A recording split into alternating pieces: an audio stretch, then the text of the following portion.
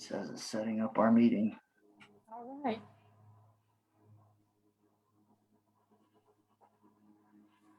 All right, we are live.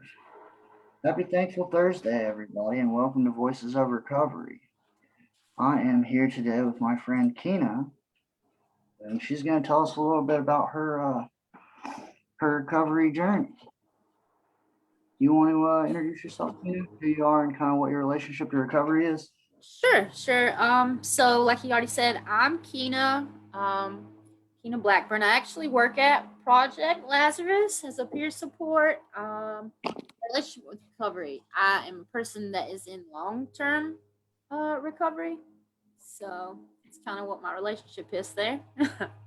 Okay. And how long have you been clean and sober there? So my clean date is September 26, 2016. So if I make it to September this year, it's 5 years. Awesome. Yeah. Awesome. Cool. Do you want to tell us a little bit, how old were you when you first started using? So I started using when I was 13. Okay, you want to tell us a little bit of your story? Sure. So when I was 13, that's when I started using it. And what it looked like in the beginning was just like partying on the weekends with my friends. It was pretty social.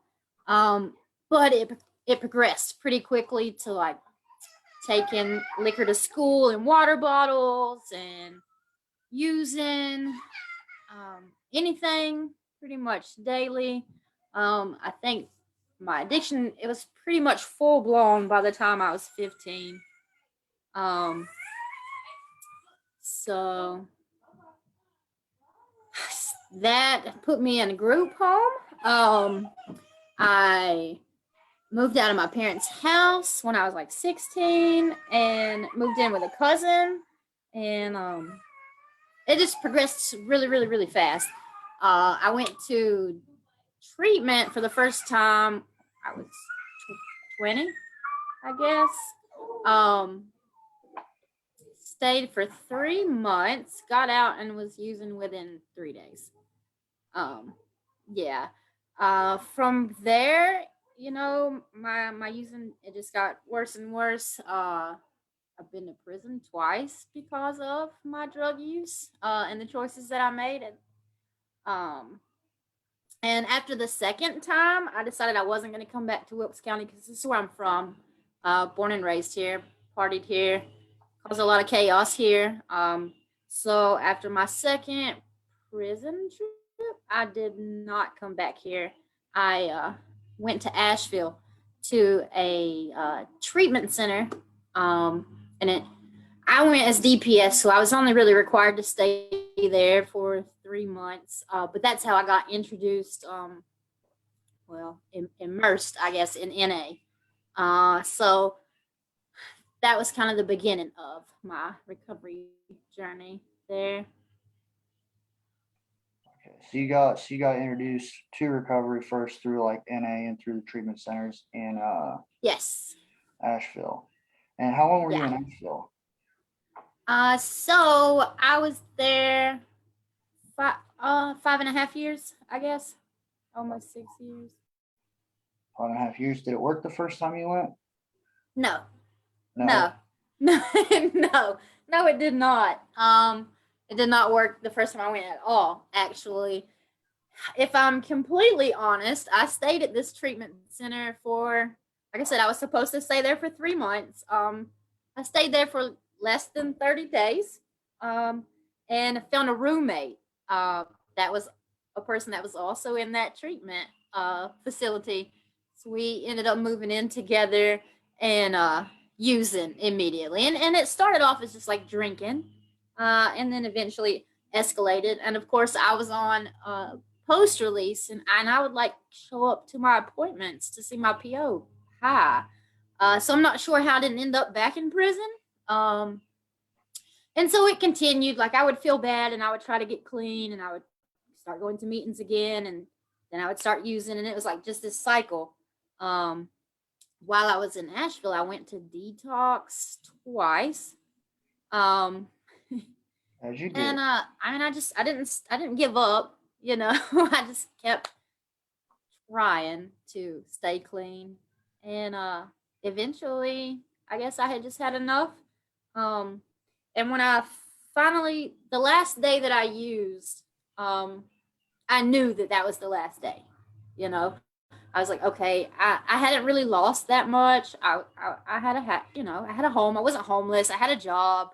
Um, but it had just emotionally got so heavy, you know, that I was like, okay, this is it. And locked myself in my apartment for like 30 days. Um, and I didn't leave unless I was going to a meeting.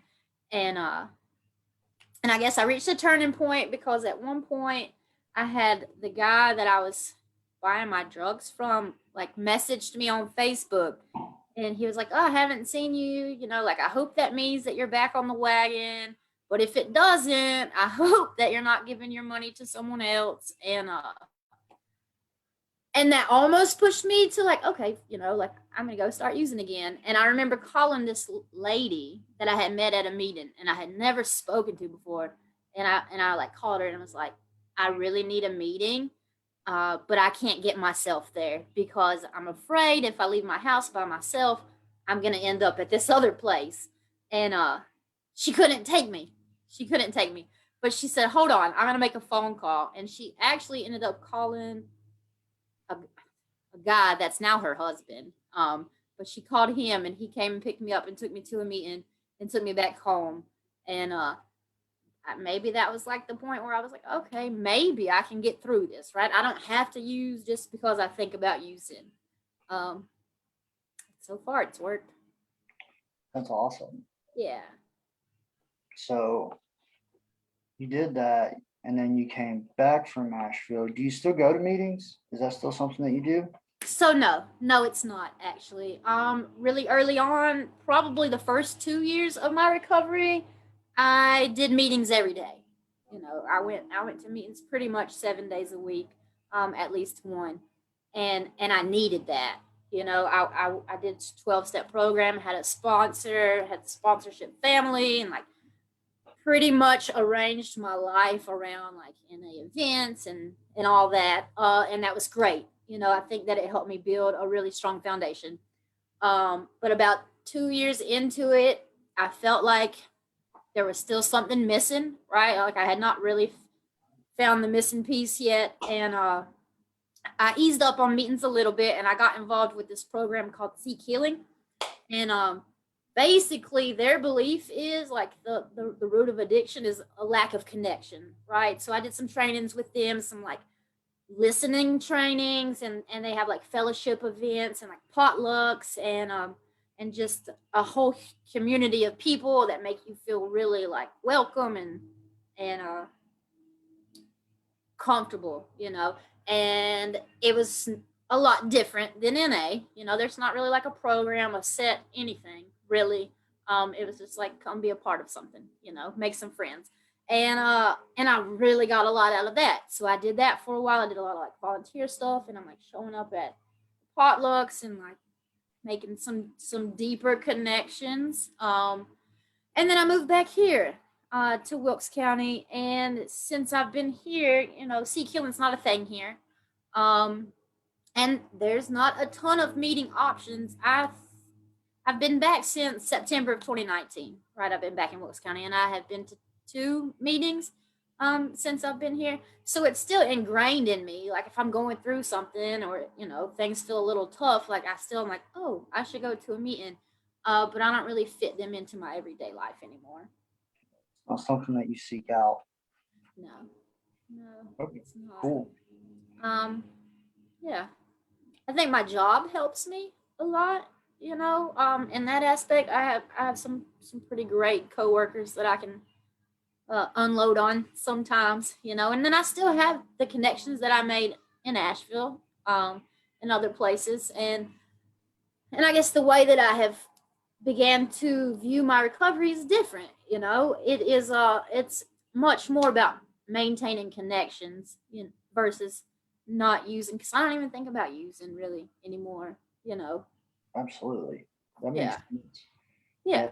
That was a big part of my program as well, and it still is a big part of my program is trying to maintain those connections. Yeah. I was told early on, my sponsor told me that, uh, I used by myself. I was a very Uh, isolated user. So those connections are important. I think that's a really important part of anybody's recovery program, which is awesome. definitely. Yeah. So, so now that you're not going to meetings as much, your priorities have shifted a little. Uh,